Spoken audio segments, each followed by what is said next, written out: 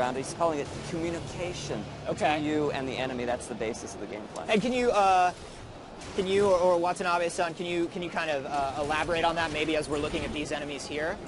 Sure. Well, I mean, you have there's a couple super moves where you're picking up those yellow crystals, the sunstones.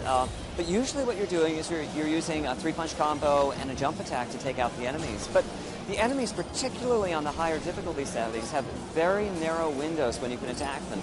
Or they may have attacks where you're going to have to dodge or be hit. And when you get to several enemies, it gets geometrically more complex.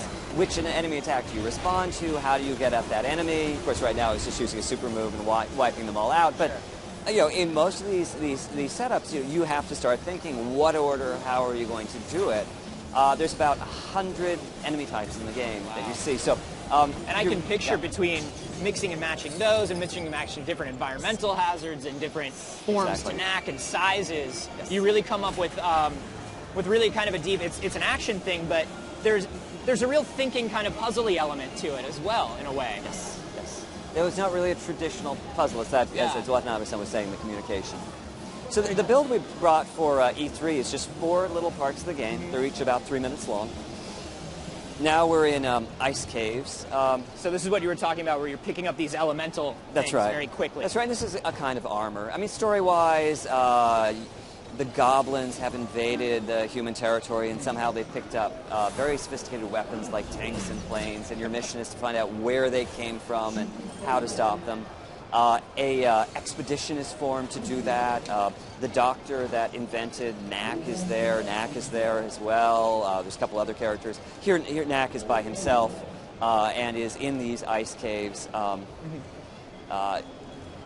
Really, a couple different goblin types coming up here. When you're big, your attacks are very strong, but as soon as you get hit a little bit, you get down to regular size and start having to be very careful not to get damaged. Cool. Yeah, just talk us through this part while we watch it, because well, okay, another secret room. There's a couple hundred hidden in the game. Treasure chest, again, contains a randomized object, so it's a part of a gadget that you're building that will help you in your quest. And I don't know if you could see it, it went by very quickly. On the right-hand side was all your friends that had visited this secret room before you. Oh, nice. And if you want to, you don't have to get the item that was in that treasure chest when you opened it. It's randomized. You can get one of the items that your friends picked up there. Which means if you're trying to build a collection of all the parts so you can construct the gadget, it's very helpful to have friends who are playing the game alongside of you. I would imagine, especially with the video sharing capabilities of the PS4 as well. Hey, where did you find this? Oh, here you go. Yeah. They're randomized. Oh, okay. So you can say where the secret room was, but as far as what comes out, there's about 40 different things that can come out, and some of them allow you to build these gadgets, like the right now. That's a combo meter in the lower right-hand side. If Knack can damage enemies 8 times without getting damaged himself, his attacks step up in power, and you can do that a couple times. The other type of thing you can collect, we're calling them crystal relics. If you get a set of them, like 20 or 40 of them, then you can replay the game as a different character. Oh, nice. So Vampire Knack, or some character which has it is Knack, but it's also a different set of abilities.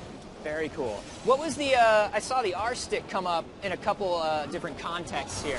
Can you tell me when that happened? So that's a dodge, and it's just a very fast enemy attack, which is almost impossible to dodge without hitting the stick. And it's just a cube. Okay, cool. And so now we're giant. This is great. So this is the continuation of the first level that we were looking at. This is, it's about 45 minutes start to finish, and that goes, as I said, from being 3 foot tall to being about 30 foot tall here. Now we're at maybe 20 feet tall. This very tough goblin in a powered suit here, you can now take him out with one punch. But then the goblins are bringing the big weapons like this tank. Knack can also, he's gotten big enough he can pick up cars and things. You can actually pick up tanks and throw them if he gets big enough. Oh yeah, so as you get bigger, you can use this environment in different ways. Yeah. Now we're throwing, we're taking out the helicopters with cars. You also may recall at the very start we were taking on some goblins with axes who were larger than Knack, and those were pretty powerful weapons. Is there a moment where you come back and you just get to stomp on those guys? right here. Yes. Right here. So I love it. let's go around the corner, and here it comes. No, please. This is one of our producers playing. He knows where all the secret rooms are. Okay, here we go. So these are the guys that were pretty tough when we started this stage 30 minutes ago. And at this point, not so tough. Great. So that's a Katamari Damacy feel. For sure. That pretty much no matter how big the enemy is, at some point, it's just small to you. Tell me about this art direction and this character design, and what sort of the influences were there. Well, we started out, we had this idea that you'd be in a city that was being destroyed, and you pick up things like a brick wall would fall down, and you pick up bricks, and we ended up with a character that was like an amorphous blob that would walk around. It's just not very attractive.